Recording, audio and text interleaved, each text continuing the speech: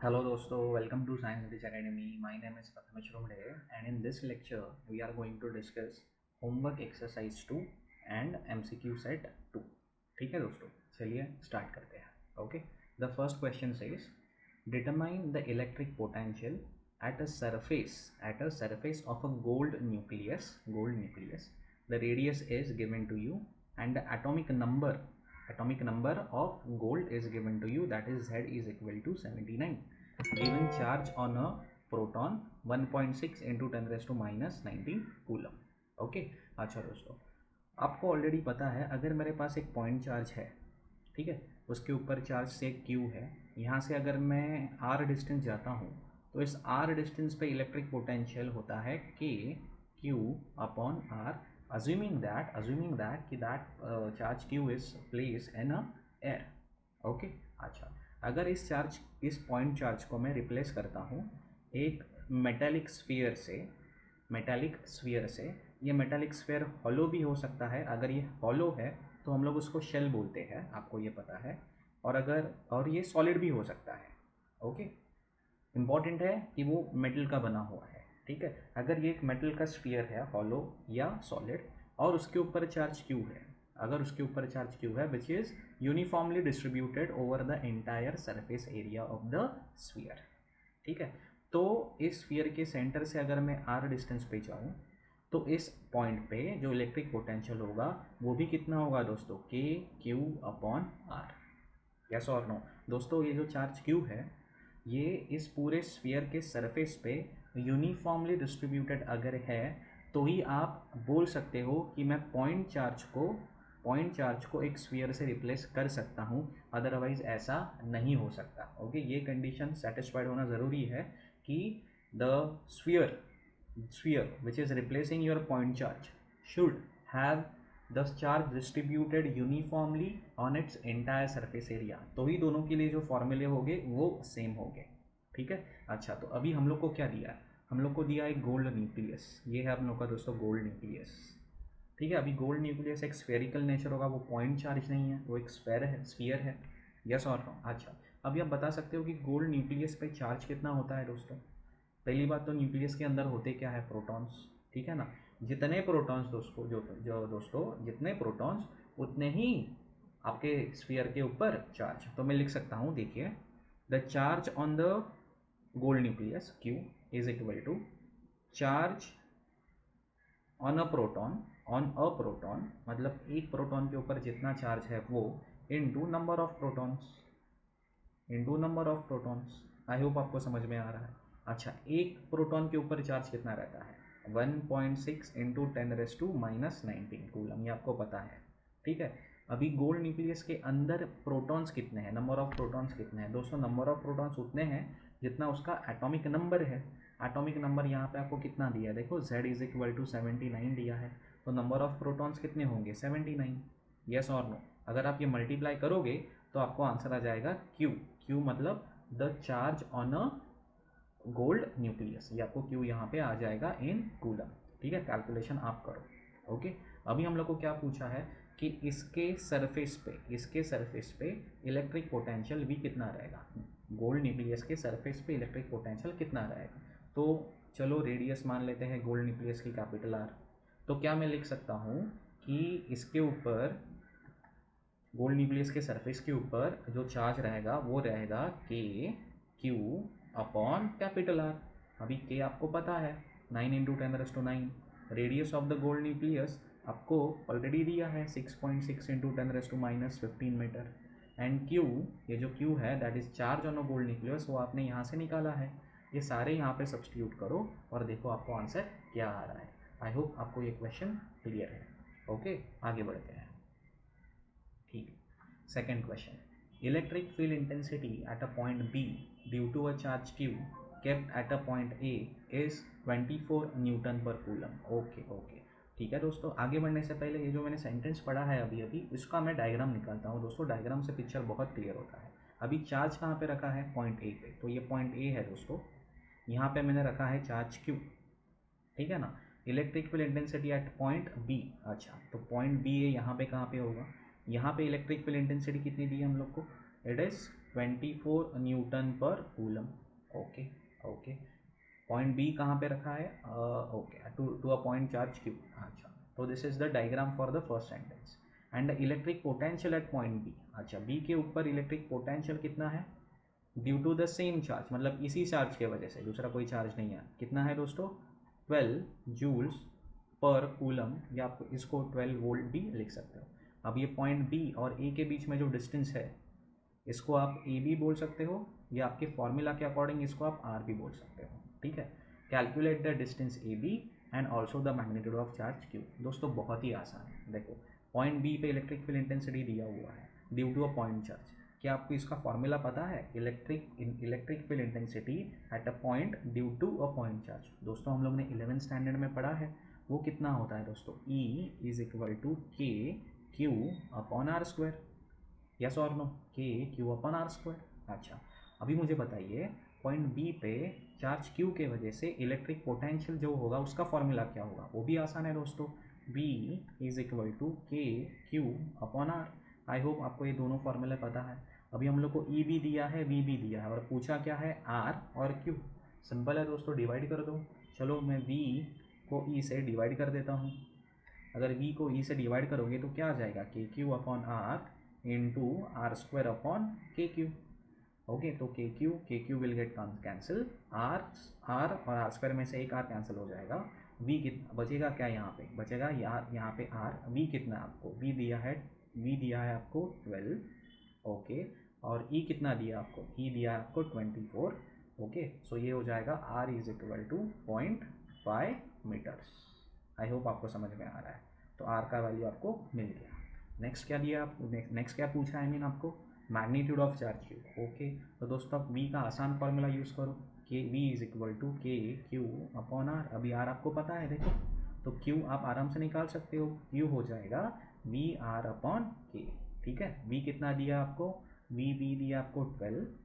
Are कितना आपने निकाला है? 0.5 अपॉन के कितना हो जाएगा? 9 इंटू 10⁻⁹।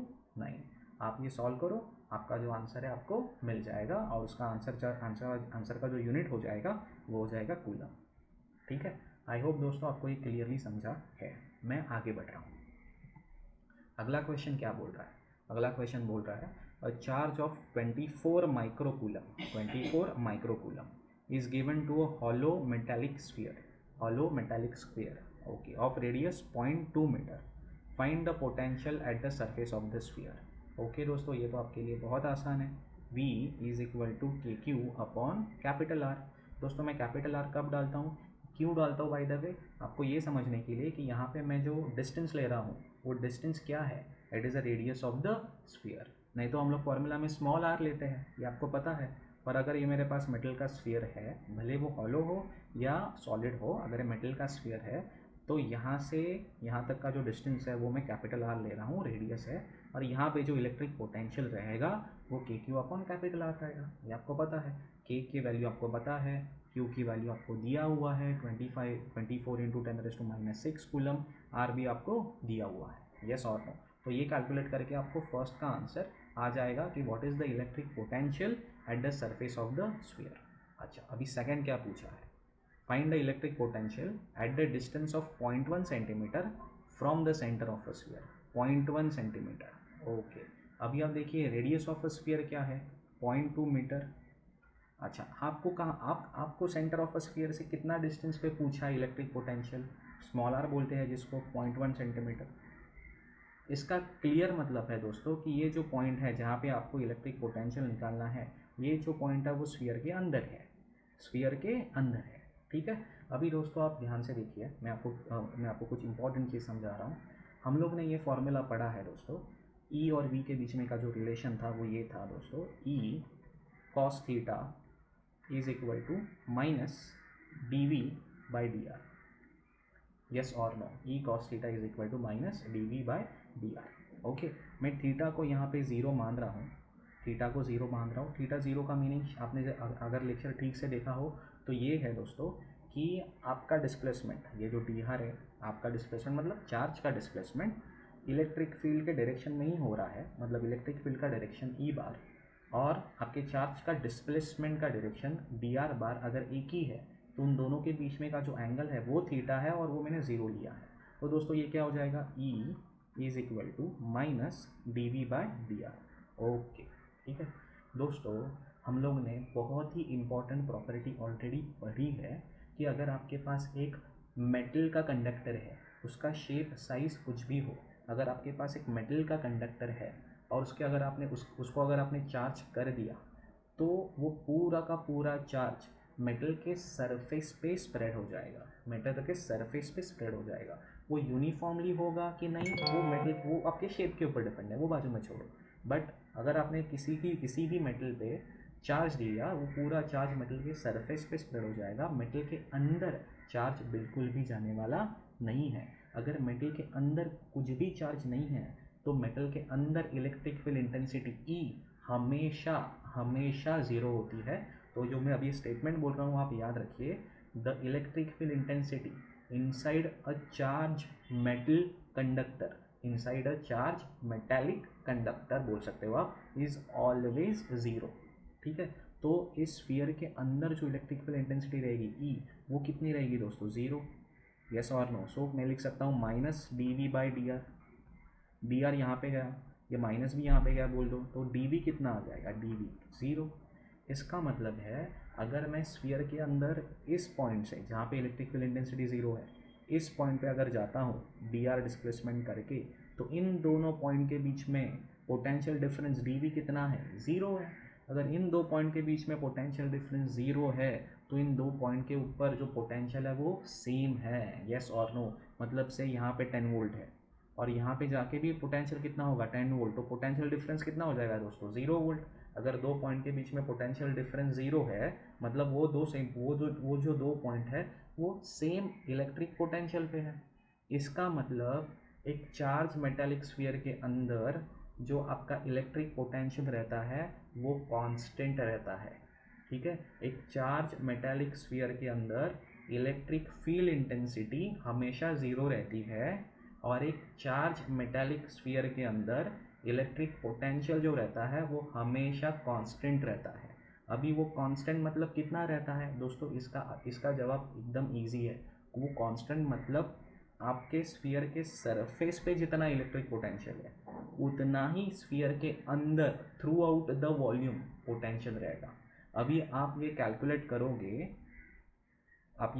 करोगे आपको यहाँ पे जो आंसर दिया है वही आएगा, दैट इज़ 1.08 इंटू 10⁶। दोस्तों ये किसका आंसर है, this is the answer for electric potential on the surface of the sphere. पर मैंने आपको अभी अभी बोला कि स्फीयर के सरफेस पे जितना इलेक्ट्रिक पोटेंशियल रहेगा उतना ही स्फीयर के अंदर हर एक पॉइंट पे पोटेंशियल रहेगा। मतलब स्फीयर के अंदर भी इलेक्ट्रिक पोटेंशियल कितना रहने वाला है, 1.08 इंटू 10⁶ वोल्ट। आई होप आपको ये इम्पॉर्टेंट प्रॉपर्टी क्लियर है। ठीक है दोस्तों, मैं आगे बढ़ रहा हूँ। Okay, calculate the electric potential at the centre of a square of side √2 metre having the charges 100 microcoulomb, -50 microcoulomb, 20 microcoulomb, -60 microcoulomb at the 4 corners of the square. अच्छा दोस्तों, हम लोग को 4 चार्जेस दिए हैं। मैं इसको बोल रहा हूँ Q1, इसको बोलो आप Q1, इसको बोलो आप Q2, Q3, Q4। ठीक है, ये Q1 है, ये Q2 है, ये Q3 है और ये Q4 है। ठीक है, और ये जो स्क्वायर है उसका जो साइड है वो √2 है, √2 मीटर्स।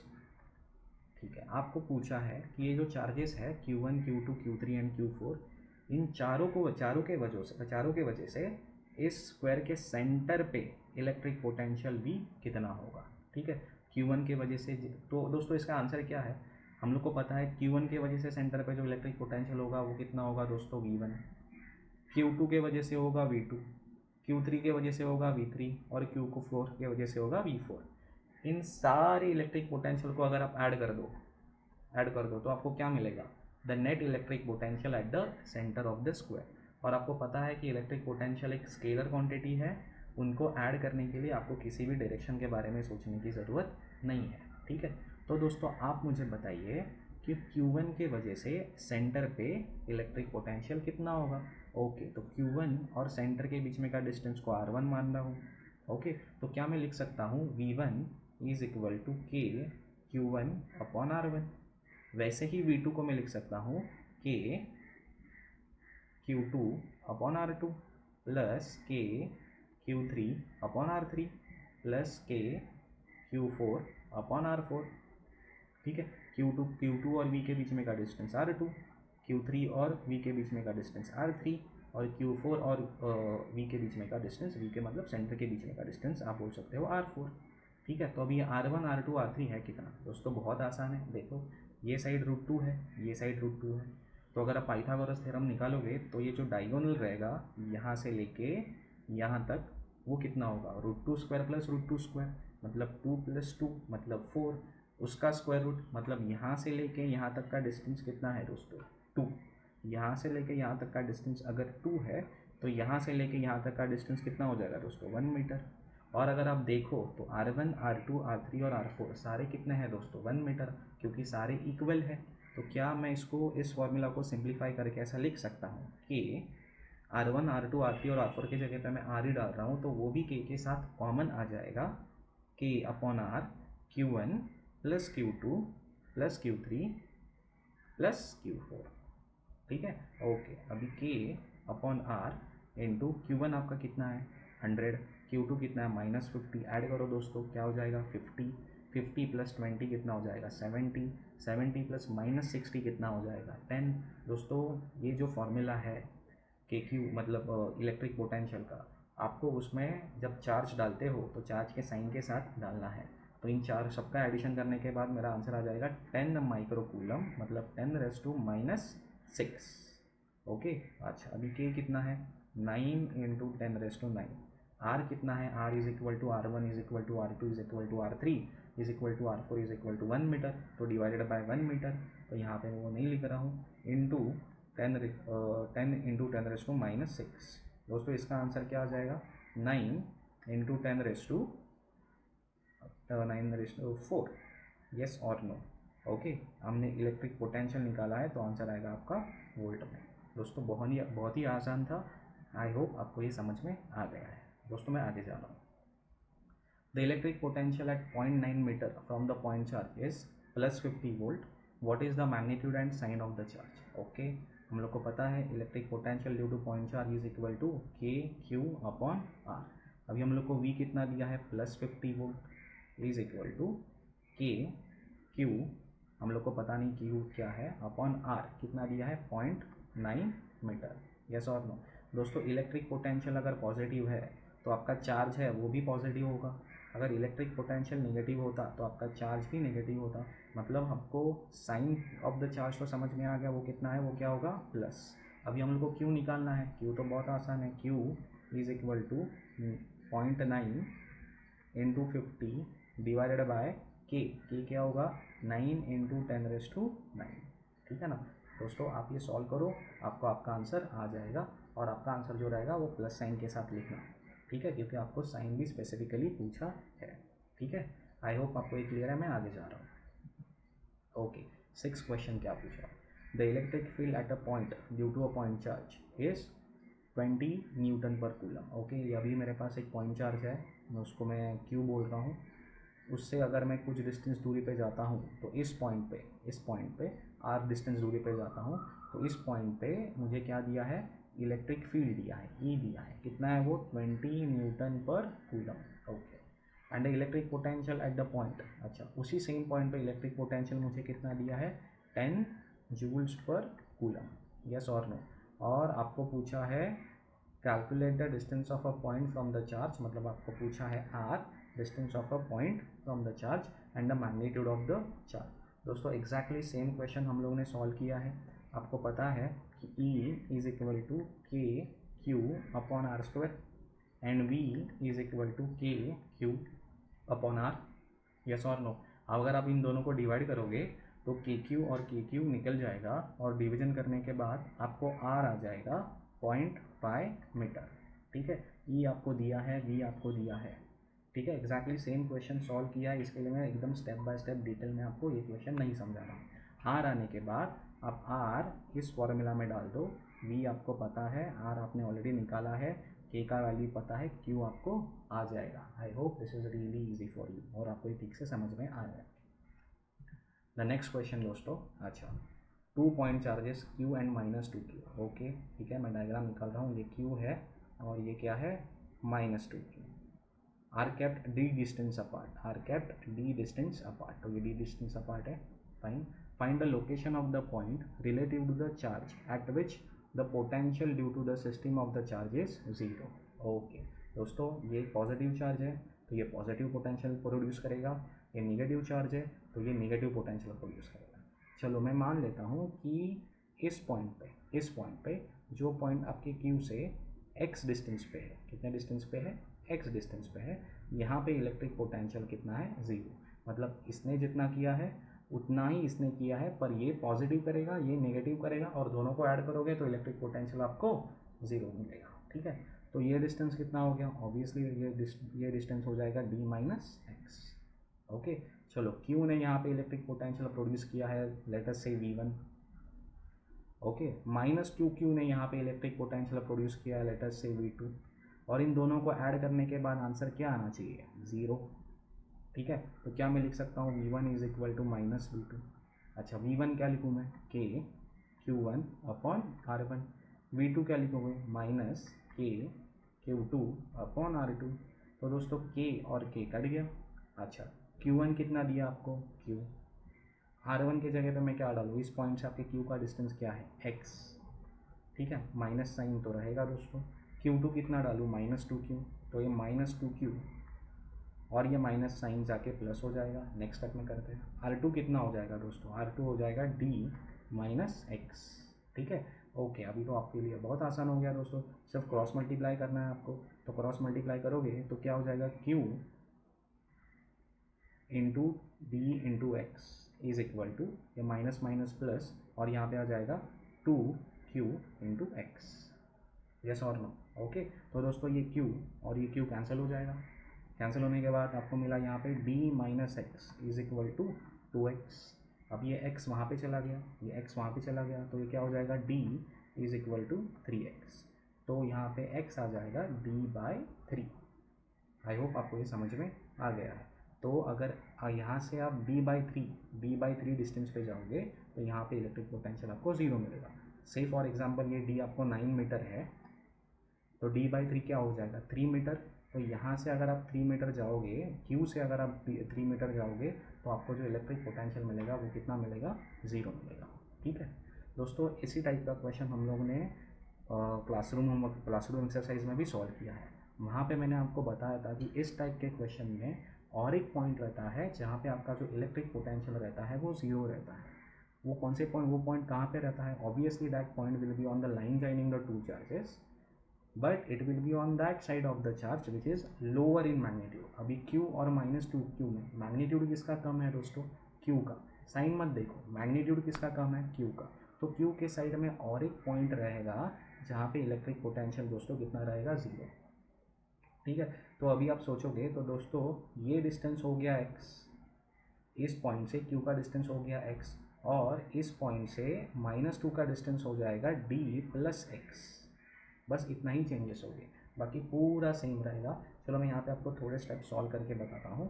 यहाँ पे हम लोग पहला स्टेप लिखोगे V1 plus V2 is equal to zero. What is V1, Q ने इस पॉइंट पे जो इलेक्ट्रिक पोटेंशियल बनाया है वो Q पॉजिटिव है तो ये Q जो यहाँ पे इलेक्ट्रिक पोटेंशियल बनाएगा वो भी पॉजिटिव रहेगा।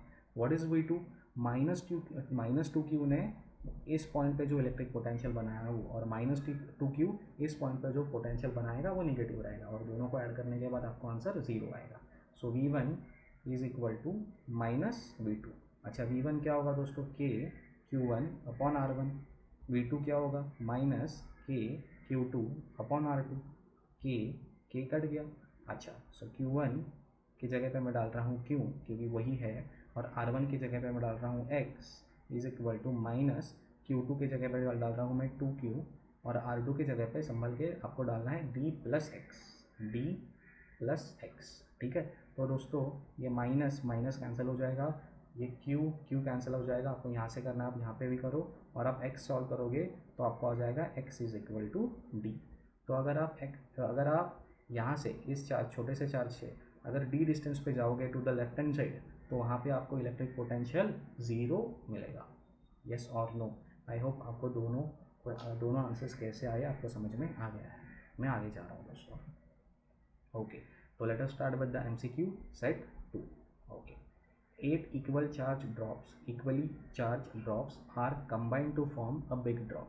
Okay, if the potential of each drop is 10 volt, then the potential of big drop will be. दोस्तों इस टाइप का क्वेश्चन भी हम लोग ने सॉल्व किया है और यहाँ पे मैं आपको वापस सॉल्व करके दिखाता हूँ। मेरे पास कितने ड्रॉप्स दिए दोस्तों, 1 2 3 4 5 6 7 8 ड्रॉप्स है।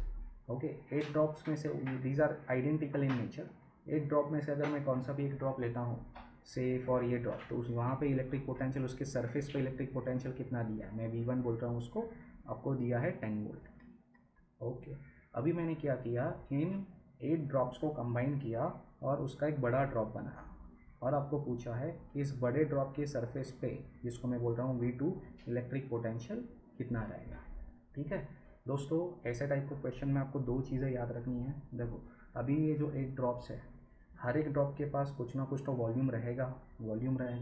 अगर मैं 8 ड्रॉप्स कंबाइन करता हूँ तो वो 8 ड्रॉप्स कंबाइन करने के बाद जो एक पूरा बड़ा ड्रॉप जो मुझे मिलेगा, उसका वॉल्यूम और इन 8 ड्रॉप्स का वॉल्यूम सेम रहेगा, मतलब volume is conserve.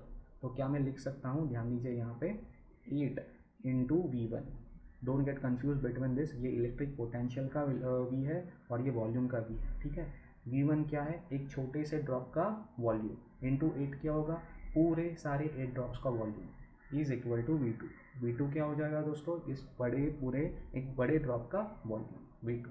Okay, so 8 into, अभी छोटे से ड्रॉप का वॉल्यूम कितना होगा, वॉल्यूम स्फीयर तो ड्रॉप तो स्फेरिकल होता है, सो 4 इंटू 3 पाई R1 क्यू इंटू 4/3 पाई R2 क्यू। ठीक है, मैं इसका रेडियस जो बोल रहा हूँ वो R2 है और इन छोटे के ड्रॉप का रेडियस मैं बोल रहा हूँ R1 है। तो दोस्तों अभी आप पाई कैंसिल हो गया, 4/3 कैंसिल हो जाएगा। तो यहाँ पे आप देख सकते हो मैं क्यूब रूट ले सकता हूँ। क्यूब रूट लेने के बाद क्या हो जाएगा, 2R1 is equal to R2, मतलब बड़े ड्रॉप का रेडियस छोटे ड्रॉप के रेडियस से एग्जैक्टली डबल है। आई होप आपको ये समझ में आ गया है। दिस इज़ द पार्ट 1, जहाँ पे मैंने वॉल्यूम कंजर्वेशन का कॉन्सेप्ट यूज़ करके सॉल्व किया। अभी और एक चीज़ कंजर्व रहती है जब 8 ड्रॉप्स मिलके एक बड़ा ड्रॉप बनाते हैं, that is nothing but the charge. मतलब अभी 8 ड्रॉप पे जितने चार्जेस है उतना ही चार्जेस कंबाइन करके पूरे एक ड्रॉप पे रहने वाला है। Charge will never get destroyed. ठीक है, तो अगर मैं मानूँ कि इस एक ड्रॉप के ऊपर जो चार्ज है वो Q1 है, एक ड्रॉप के ऊपर जो चार्ज है वो Q1 है, तो पूरे 8 ड्रॉप्स के ऊपर चार्जेस कितने हो जाएंगे, 8 इंटू Q1, और उतना ही चार्ज आपके ये जो एक पूरा ड्रॉप मिला है उसके ऊपर रहेगा, जिसको मैं Q2 बोल रहा हूँ। ठीक है, ये सेकंड पार्ट है, ये आपको समझ में आना बहुत इंपॉर्टेंट है। यस और नो। अभी इसको आगे सॉल्व कैसे करें। अभी दोस्तों आपको पता है कि स्फीयर के सरफेस पे, ड्रॉप के सरफेस पे इलेक्ट्रिक पोटेंशियल कितना रहेगा, छोटे से सरफेस पे कितना रहेगा, V1 is equal to K Q1 upon R1। ये बड़े ड्रॉप के सरफेस पे कितना रहेगा, V2 is equal to K Q2 upon R2।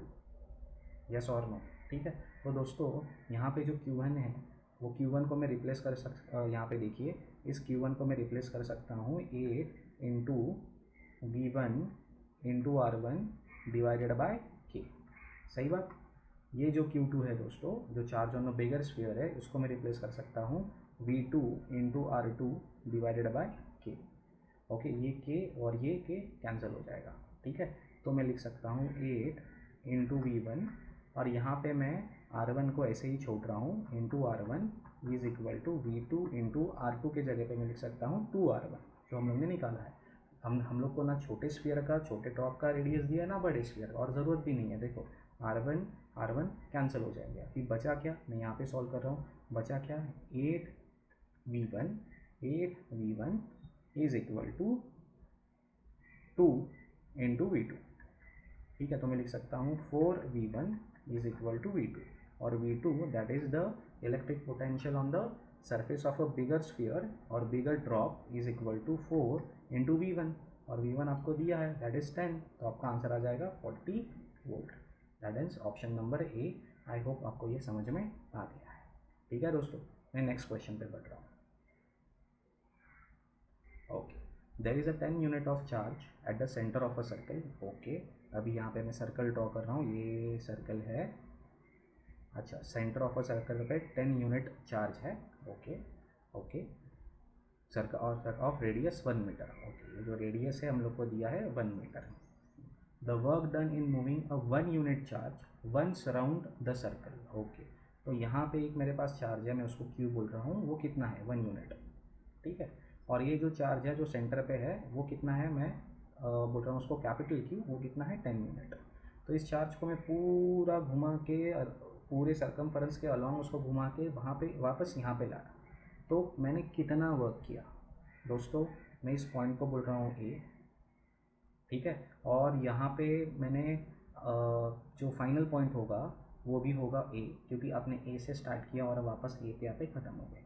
आपका जनरल फार्मूला ये है दोस्तों, देखो, electric potential at final point that is V B minus electric potential at initial point that is V A, it is nothing but the work done to take the charge from A to B divided by Q.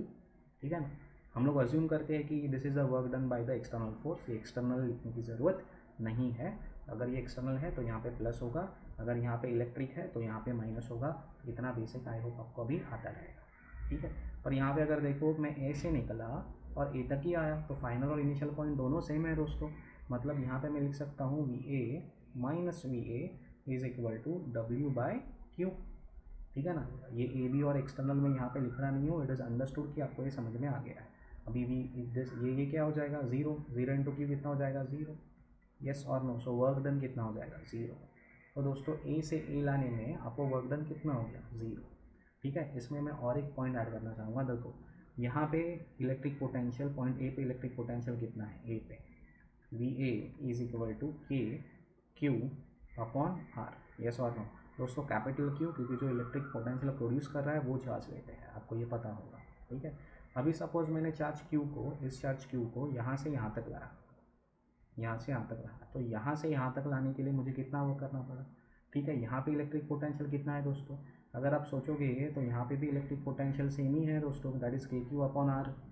You भी ये radius है, इसका मतलब ए से B charge लाने के लिए मुझे कोई भी वर्क करना नहीं पड़ेगा, क्योंकि ए का इलेक्ट्रिक पोटेंशियल और बी का इलेक्ट्रिक पोटेंशियल सेम है।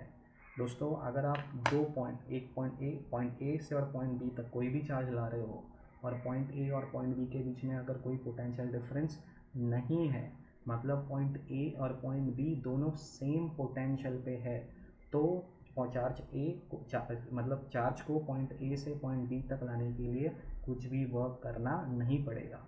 अगर आप ये कॉन्सेप्ट यहाँ पे अप्लाई करोगे तो आपको ये समझेगा कि सरकमफरेंस के, सर्कल के सरकमफरेंस पे जितने पॉइंट है वो सारे पॉइंट पे इलेक्ट्रिक पोटेंशियल सेम होगा, क्योंकि वो सारे पॉइंट जो सेंटर पे चार्ज रखा है क्यू सेम डिस्टेंस पे है, और इस सारे पॉइंट पे बनाने इलेक्ट्रिक पोटेंशियल बनाने वाला चार्ज क्यू भी सेम है। तो आप सर्कल के एक पॉइंट से, सर्कल के सरकमफरेंस के एक पॉइंट से सर्कल के सरकमफरेंस के दूसरे पॉइंट पे अगर आप कोई भी चार्ज लेके जा रहे हो तो आपको वर्क करना नहीं पड़ता, क्योंकि दोनों पॉइंट पे जो इलेक्ट्रिक पोटेंशियल रहता है वो सेम रहता है। आई होप आपको इसके पीछे का जो कॉन्सेप्ट है वो ठीक से समझ में आ गया है। दोस्तों मैं आगे बढ़ रहा हूँ।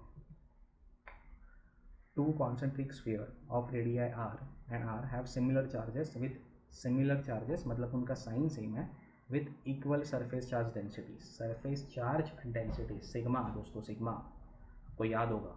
What is the electric potential at their common sector. दोस्तों ये बहुत ही अच्छा क्वेश्चन है, हम लोग इसको ठीक से सॉल्व करेंगे। ठीक है, अच्छा मेरे पास क्या है, दो कॉन्सेंट्रिक स्फीयर है। ओके, ये एक स्फीयर है जिसका रेडियस आर है, इसके ऊपर चार्ज मैं क्यू मानता हूँ दोस्तों। ठीक है, और इसका सरफेस चार्ज डेंसिटी कितना हो जाएगा, सरफेस चार्ज डेंसिटी का फॉर्मूला आपको पता रहेगा, sigma is equal to Q upon A, which can be written as Q upon 4 pi R square. ठीक है, ये स्मॉल आर रेडियस वाले होगा। अभी और एक स्फीयर है जो कॉन्सेंट्रिक है, मतलब इसका सेंटर और इस छोटे वाले स्फीयर का सेंटर सेम। ठीक है, इसका रेडियस हम लोग को कितना दिया है, आर। चलो इसके ऊपर चार्ज क्यू यूनिफॉर्मली स्प्रेड है। ठीक है, यहाँ पे भी मैं सिग्मा ही लिख रहा हूँ, तो अगर आप क्वेश्चन ठीक से पढ़ोगे तो छोटे वाले स्फीयर का सरफेस चार्ज डेंसिटी और बड़े वाले स्फीयर का सरफेस चार्ज डेंसिटी सेम है, तो ना मैं Q1 Q2 लिख रहा हूँ, ना मैं सिग्मा 1 सिग्मा 2, सिग्मा सिग्मा आपको डिफ्रेंशिएट करने की ज़रूरत नहीं है ऐसी, क्योंकि दोनों सेम है। ओके, तो यहाँ पे मैं लिख सकता हूँ Q upon A is equal to Q upon 4πr²। Okay, तो ये हो गया सरफेस चार्ज डेंसिटी। अच्छा, हमको पूछा है what is the electric potential at the common centre. अच्छा, तो यहाँ पे इलेक्ट्रिक पोटेंशियल कितना होगा, मैंने आपको अभी थोड़ी देर पहले बताया कि स्फीयर के सरफेस पे जितना इलेक्ट्रिक पोटेंशियल होता है उतना ही स्फीयर के अंदर जितने पॉइंट्स है इंक्लूडिंग द सेंटर उतना ही इलेक्ट्रिक पोटेंशियल होता है। ओके, तो क्या मैं बोल सकता हूँ electric potential at the centre of the spheres, दोनों के सेंटर पे, is equal to V1। V1 क्या है, आप बोल सकते हो it is the electric potential produce by this छोटा सा स्फीयर प्लस V2। सही है कि नहीं है। अच्छा, V1 कितना होगा दोस्तों, V1 हो जाएगा KQ अपॉन R। ठीक है ना, ये क्या है दोस्तों, अगर आप सोचोगे ये this is the electric potential at the surface of the sphere of radius small r, पर उतना ही पोटेंशियल तो उसके सेंटर पे भी रहेगा। ठीक है, तो दोनों के लिए answer KQ upon R plus KQ upon capital R। Yes और नो, ठीक है ना। अच्छा, अभी यहाँ से मैं K को कॉमन निकाल रहा हूँ और अंदर लिख रहा हूँ Q upon R plus capital Q upon R। अच्छा, अगर आप ऑप्शंस देखोगे तो ऑप्शन में कहीं पे भी K नहीं है और कहीं पे भी चार्जेस नहीं है। ठीक है ना, ऑप्शन में क्या है, सिग्मा है। ओके, तो मुझे क्या करना है, ये Q को और इस कैपिटल Q को कुछ भी करके सिग्मा से रिप्लेस कर देना है। कैसे करूँ दोस्तों, देखो यहाँ पे और यहाँ पे, क्या मैं कैपिटल स्मॉल q को लिख सकता हूँ, रिप्लेस कर सकता हूँ सिग्मा, ध्यान दीजिए दोस्तों, sigma into 4πr² divided by r, plus क्या मैं कैपिटल Q को यहाँ से रिप्लेस कर सकता हूँ, that is sigma into 4π capital R² upon r। अभी यहाँ पे देखो मैं कैसे कर रहा हूँ, यहाँ पे ये r और ये r कैंसिल हो जाएगा, ये r और ये r कैंसिल हो जाएगा। दोस्तों कॉमन क्या बचेगा, देखो is equal to K, common आ जाएगा सिग्मा, कॉमन आ जाएगा 4π, ब्रैकेट के अंदर बचेगा, यहाँ पे सिर्फ एक न्यूमरेटर में छोटा r बचा है और यहाँ पे भी एक न्यूमरेटर में एक बड़ा r बचा है। ठीक है, और K का वैल्यू आपको पता है, sigma into 4π divided by K का वैल्यू आपको पता है 1/4π epsilon naught into R plus R। तो ये 4π और 4π कैंसिल हो जाएगा, आपका आंसर आ जाएगा sigma upon epsilon nought small r plus capital R। ये है आपका फाइनल आंसर। तो आपका option number B is correct. दोस्तों ये बहुत ही इंपॉर्टेंट और बहुत ही अच्छा क्वेश्चन था। ठीक है, ओके, मैं आगे बढ़ रहा हूँ। Electric potential of earth is taken to be 0 because earth is good conductor. दोस्तों earth is a sink of electrons. ठीक है, अर्थ से जितने चाहिए इलेक्ट्रॉन्स निकालो, अर्थ से जितने चाहिए इलेक्ट्रॉन्स डालो, अर्थ के इलेक्ट्रिक पोटेंशियल पे फ़र्क नहीं पड़ता है। इसके लिए अर्थ के पोटेंशियल को हम लोग ज़ीरो मान के चलते हैं। दोस्तों ज़ीरो मानना ये आपके ऊपर डिपेंड है, it is a consider as a zero. आप कुछ भी इलेक्ट्रिक पोटेंशियल, आप अर्थ के पोटेंशियल को -10 मान के चल सकते हो, और बाकी के सारे कैलकुलेशन फिर अर्थ के पोटेंशियल को -10 मान के ही होगे। आप +10 मान के भी चल सकते हो, पर आगे के सारे कैलकुलेशन अर्थ के सरफेस को +10 मान के ही होंगे। यस और नो, इलेक्ट्रिक पोटेंशियल इतना मैटर नहीं करता, इलेक्ट्रिक पोटेंशियल डिफरेंस मैटर करता है। यस और नो, तो अर्थ का इलेक्ट्रिक पोटेंशियल ज़ीरो मानने का रीज़न ये है कि earth is a very good conductor. ठीक है, अर्थ में बहुत सारे फ्री इलेक्ट्रॉन्स है। ठीक है, तो इसका आंसर हो जाएगा डी। मैं आगे जा रहा हूँ दोस्तों। Okay, from a point charge there is a fix point A, at A there is an electric field of 500 volt per metre and potential difference of 300 volt, distance between the point charge and A is. दोस्तों I think मैंने already ऐसे 2 question solve किए हैं, फिर भी मैं आपको बता देता हूँ कि V इज इक्वल टू आप लिखो KQ अपॉन R और E is equal to KQ upon R²। दोस्तों V आपको दिया हुआ है, आपको E भी दिया हुआ है।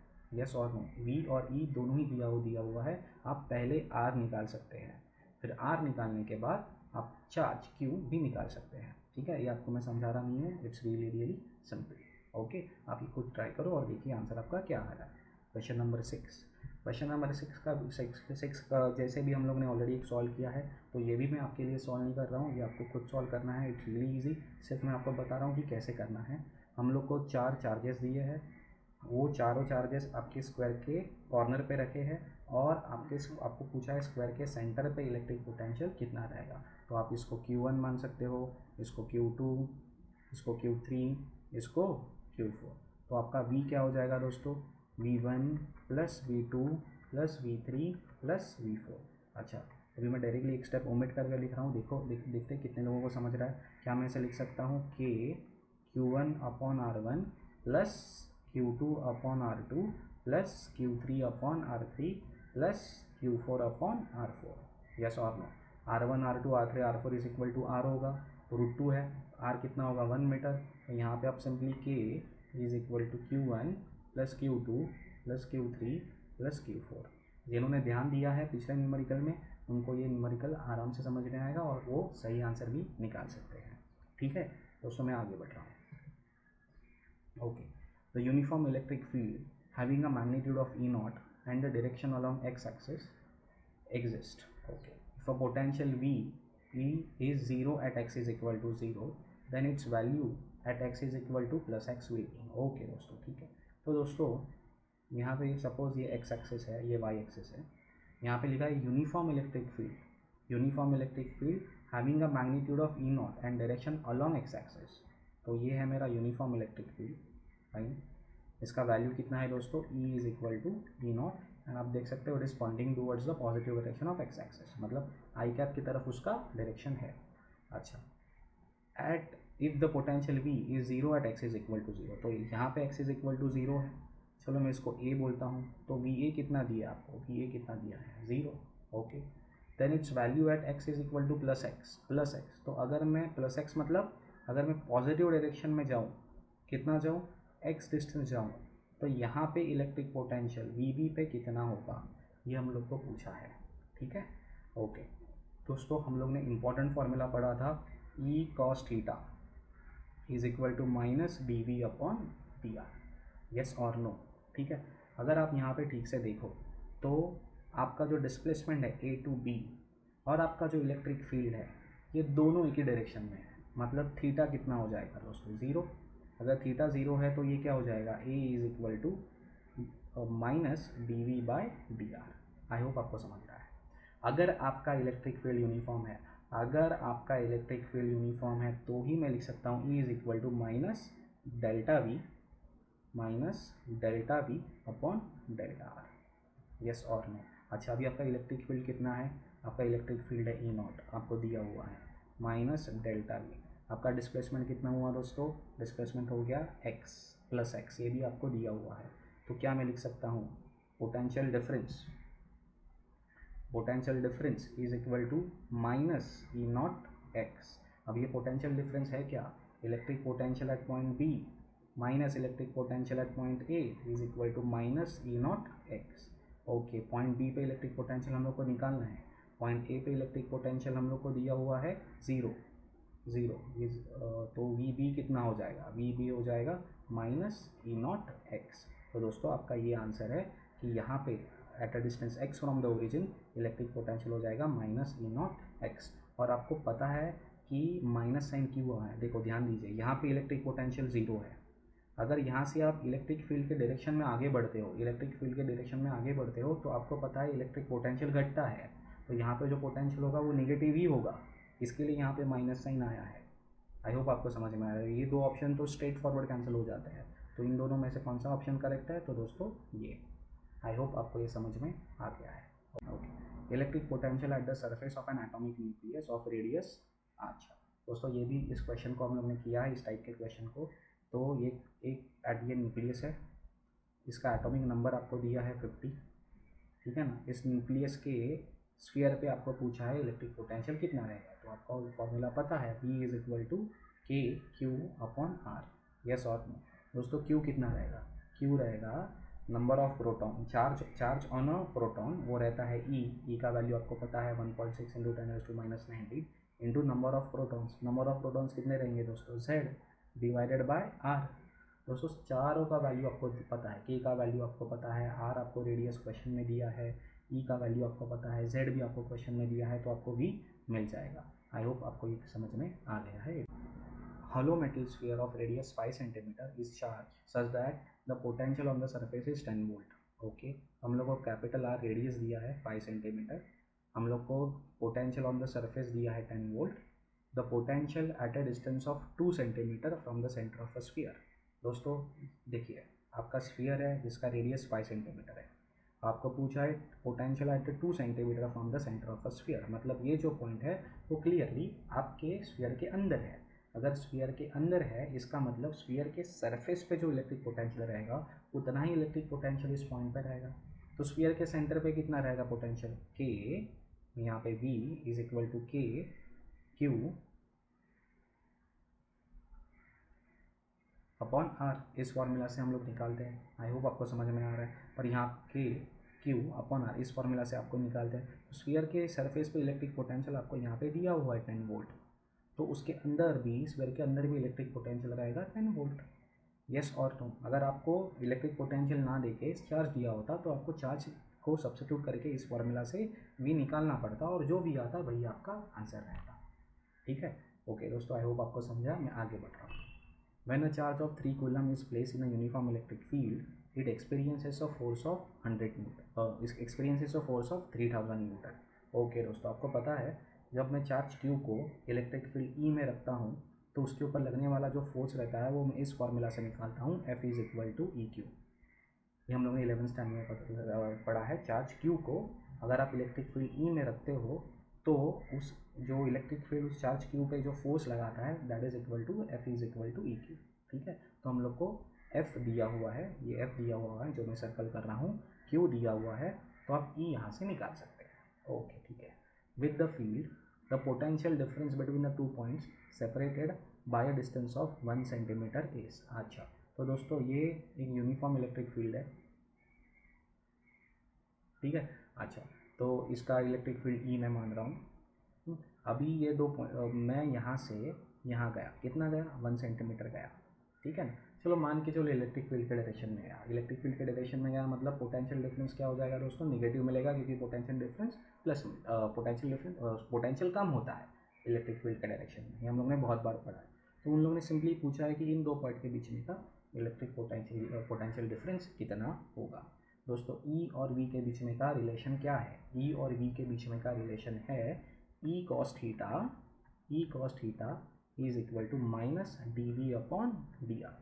अभी यहाँ पे अगर आप देखोगे कि मैं इलेक्ट्रिक फील्ड के डायरेक्शन में ही चला हूँ, मतलब अगर इलेक्ट्रिक फील्ड यहाँ पे है तो 1 सेंटीमीटर का जो डिस्प्लेसमेंट है वो मैंने इलेक्ट्रिक फील्ड के डायरेक्शन में ही लिया है। अगर आपको चाहिए तो आप इलेक्ट्रिक फील्ड के अपोजिट डायरेक्शन में भी 1 सेंटीमीटर ले सकते हो।